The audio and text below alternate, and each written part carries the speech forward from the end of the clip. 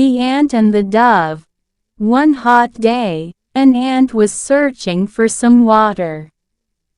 After walking around for some time, she came to a spring. To reach the spring, she had to climb up a blade of grass. While making her way up, she slipped and fell into the water. She could have drowned if a dove up a nearby tree had not seen her.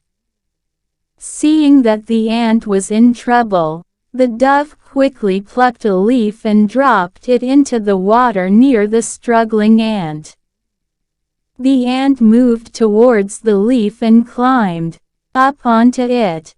Soon, the leaf drifted to dry ground, and the ant jumped out. She was safe at last. Just at that time, a hunter nearby was about to throw his net over the dove, hoping to trap it.